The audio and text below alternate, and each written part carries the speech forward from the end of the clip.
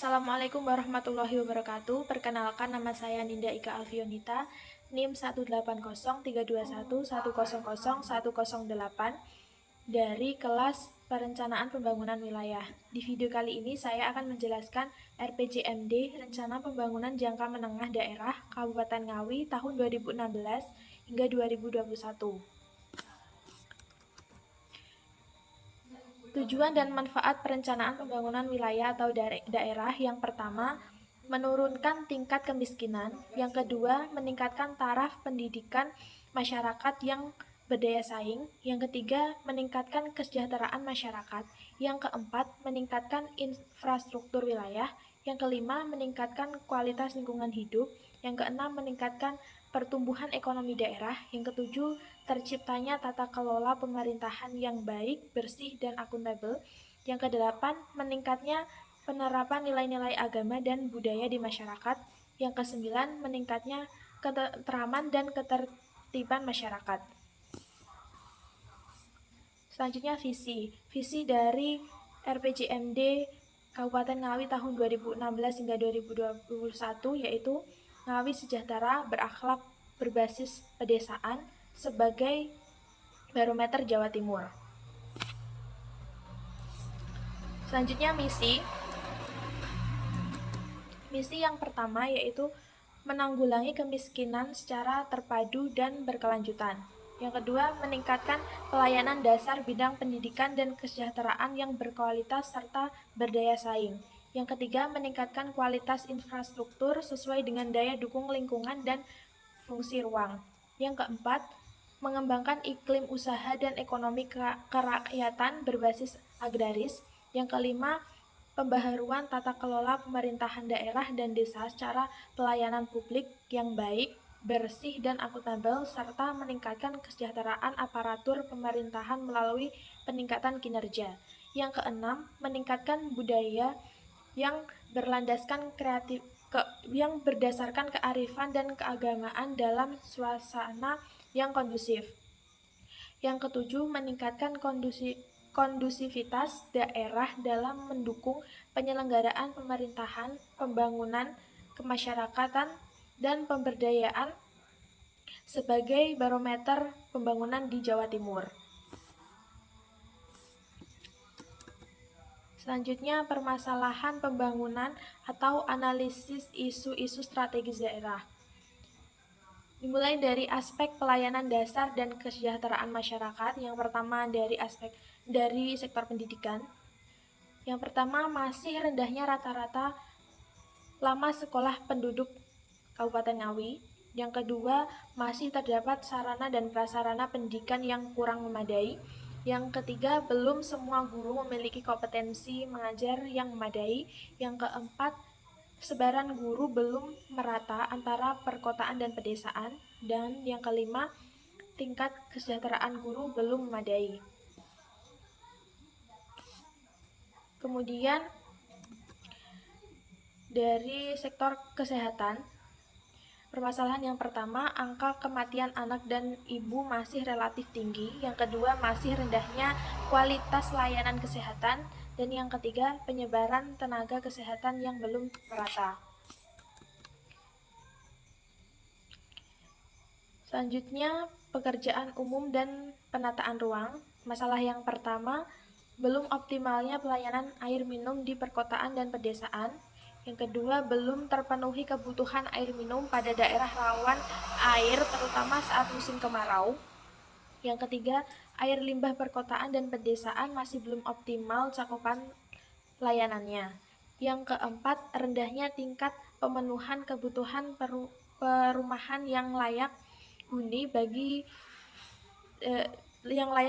dan terjangkau.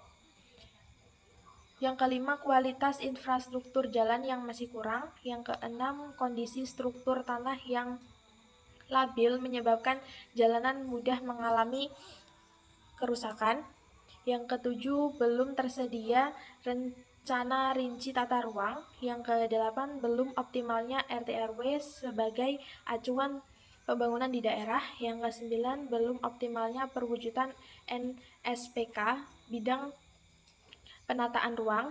Yang ke-10, belum optimalnya pengendalian pemanfaatan ruang.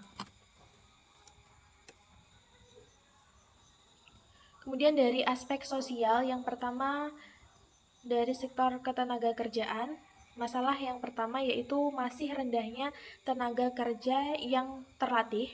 Yang kedua, kondisi sarana prasarana dan fasilitas balai latih kerja atau BLK belum memadai. Yang ketiga, masih kurangnya tenaga pelatih BLK dan belum tersedianya tenaga pelatih yang bersertifikat. Yang keempat, belum optimalnya pendapatan penyerapan tenaga kerja baru dari kegiatan perluasan kesempatan kerja di sektor informal. Kemudian dari pemberdayaan perempuan dan perlindungan anak, masalah yang pertama yaitu kurangnya wawasan, pengetahuan, kecakapan, dan keterampilan perempuan dalam mengelola dan mengembangkan usaha. Yang kedua, pengaruh IT pada anak usia remaja yang tidak diimbangi dengan pemahaman yang benar, sehingga berdampak buruk terjadinya kejahatan seksual, tindak kekerasan, dan perdagangan orang. Perilaku seks bebas, penggunaan narkoba, dan kasus perkawinan usia muda. Selanjutnya dari sektor kependudukan.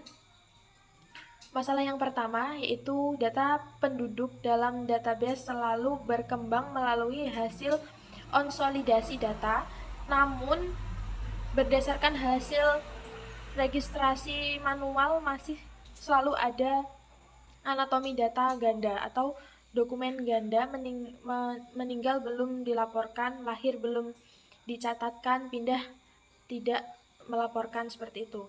Kemudian masalah yang kedua, data kependudukan belum dimanfaatkan secara optimal. Selanjutnya dari ketransmigrasian, masalah yang pertama yaitu alokasi penempatan bagi peserta program transmigrasi belum memadai dibandingkan jumlah masyarakat yang berminat terhadap program transmigrasi karena kuota yang terbatas.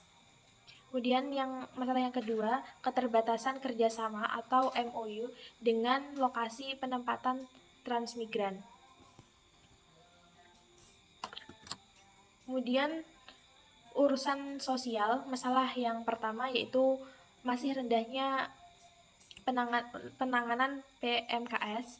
Yang kedua, belum terintegrasinya penanganan masalah kesejahteraan sosial. Yang ketiga, belum akuratnya data PMKS. Dan yang keempat, manajemen pengelolaan usaha produktif keluarga miskin oleh pendamping masih kurang optimal. Dan yang kelima, adanya kecenderungan penurunan semangat dan jiwa relawan sosial dalam penanganan masalah sosial di daerahnya. Kemudian dari aspek perekonomian dan ketahanan pangan, yang pertama dari sektor pertanian, masalah yang pertama yaitu penggunaan pupuk kimia dan pestisida yang berlebihan mengakibatkan penurunan unsur hara tanah dan kerusakan lingkungan. Yang kedua, penurunan debit air irigasi sehingga menyebabkan penurunan air tanah. Yang ketiga, biaya produksi tanam masih tinggi sedangkan setelah panen masih ada permasalahan harga, permainan harga. Kemudian yang keempat, adanya sistem penjualan panen dengan sistem ijon. Kemudian yang kelima, ketersediaan pupuk belum sesuai dengan kebutuhan petani yang tertuang dalam RDKK 1. Selanjutnya dari ketahanan pangan, masalah yang pertama yaitu keterbatasan pengetahuan, keterampilan, dan sikap perilaku utama pelaku usaha dan petugas tentang pola konsumsi pangan yang beragam, bergizi seimbang, dan aman dengan memanfaatkan sumber daya yang ada di lingkungannya. Kemudian yang kedua, belum stabilnya harga bahan pangan. Selanjutnya dari koperasi dan usaha mikro, masalah yang pertama yaitu lemahnya koordinasi lintas instansi dalam pemberdayaan koperasi dan usaha mikro, serta praktik bisnis dan persaingan usaha yang semakin ketat dan terkadang mengarah pada persaingan yang tidak sehat. Kemudian yang kedua, kemampuan koperasi dan usaha mikro untuk dapat mengoptimalkan sumber dayanya masih rendah. Yang ketiga, rendahnya kualitas kelembagaan koperasi. Yang keempat, akses terhadap sumber daya produktif terutama permodalan masih rendah. Selanjutnya dari aspek infrastruktur dan penanganan bencana dari sektor perhubungan dan transportasi, masalah yang pertama yaitu perilaku pengemudi kendaraan terhadap tertib berlalu lintas masih perlu ditingkatkan. Yang kedua, masih tingginya angka kecelakaan yang terjadi yang disebabkan oleh kondisi infrastruktur jalan yang rusak dan kurangnya penerangan jalan di malam hari. Di samping itu masih adanya kecelakaan di pelintasan sebidang kereta api yang tidak memiliki palang pintu. Selanjutnya penanganan bencana daerah. Masalah yang pertama, kesadaran masyarakat terhadap pencegahan bencana masih kurang. Yang kedua, masih banyak konstruksi infrastruktur jalan dan pemukiman belum adaptif terhadap bencana. Yang ketiga, perilaku masyarakat terhadap kelestarian alam perlu ditingkatkan seperti contoh perilaku buang sampah ke sungai yang bisa menyebabkan genangan banjir. Kesadaran masyarakat untuk melakukan reboisasi di kawasan tangkap air juga perlu terus diadvokasi. Kemudian yang keempat, terdapat beberapa wilayah yang menjadi lokasi banjir, yaitu sebagian wilayah Kecamatan Kuadungan, Padas, Pungkur, dan Ngawi. Kemudian dari aspek tata kelola pemerintahan, yang dari sektor organisasi, yang pertama, permasalahan pemahaman perangkat daerah terhadap indikator kinerja perangkat daerah masih perlu ditingkatkan, baik indikator kinerja kunci maupun indikator kinerja utama, baik bagi kepala PD, pejabat struktural eselon 2, 3, 4 maupun pejabat fungsional umum. Yang kedua, perlu sinkronisasi antara IKK, IKU dengan tupoksi dan struktur organisasinya. Dan yang ketiga, terbatanya kemampuan keuangan. Selanjutnya dari sektor pengawasan. Masalah yang pertama adalah sumber daya manusia, pengawasan terbatas, dan masih memerlukan pembinaan secara komprehensif untuk menjadi auditor yang kompeten di bidangnya.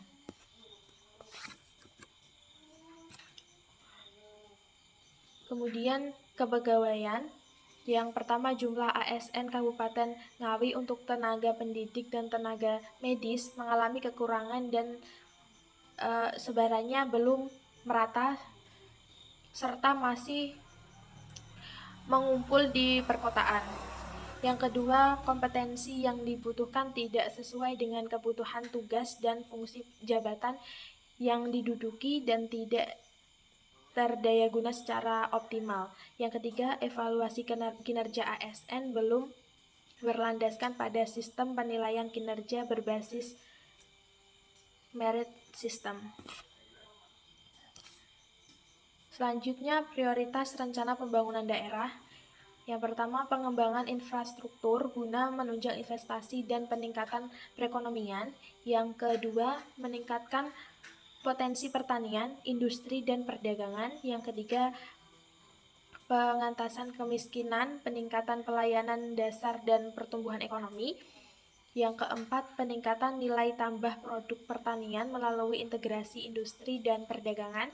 Yang kelima, meningkatkan kualitas sumber daya manusia dan aparatur untuk mewujudkan pelayanan publik yang efektif dan efisien. Kemudian gambaran umum perekonomian daerah atau perkembangan PDRB. Kabupaten Ngawi memiliki upaya yang cukup keras untuk mampu meningkatkan kemandirian dan kemampuan daerah untuk membiayai kebutuhannya. Upaya intensifikasi anggaran terus dilakukan agar mampu mengurangi ketergantungan daerah terhadap pemerintah pusat maupun provinsi, sehingga ini menjadi peluang yang baik bagi pemerintah Kabupaten Ngawi. Penyumbang terbesar pendapatan daerah sampai pada tahun 2015 adalah dana perimbangan sebesar 20,62%. Kabupaten Ngawi memiliki upaya yang cukup baik dalam meningkatkan harta yang dimiliki untuk menunjang kebutuhan daerah, termasuk untuk pembangunan dan mampu menekan hutang sehingga mengurangi beban daerah setiap tahunnya. Diperkirakan setiap tahunnya jumlah pendapatan daerah akan mengalami pertumbuhan rata-rata sebesar 7,09%. Selanjutnya indikator kinerja dan pembangunan daerah. Yang pertama angka kemiskinan, yang kedua tingkat pengangguran terbuka, yang ketiga indeks pembangunan manusia atau IPM, yang keempat indeks infrastruktur, yang kelima indeks kualitas lingkungan hidup, yang keenam pertumbuhan ekonomi, yang ketujuh PDRB per kapita, yang kedelapan indeks reformasi birokrasi, yang kesembilan indeks pembangunan desa, yang ke-10 indeks pembangunan gender, yang ke-11 angka konflik, yang ke-12 angka kriminalitas. Selanjutnya pendekatan pembangunan daerah.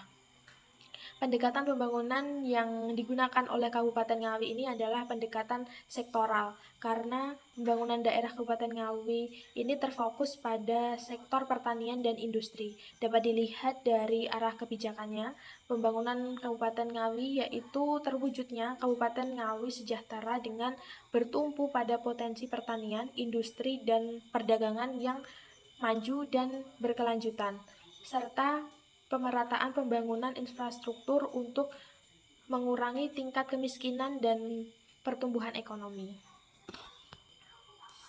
Mungkin itu saja yang dapat saya sampaikan, kurang lebihnya saya mohon maaf. Terima kasih. Wassalamualaikum warahmatullahi wabarakatuh.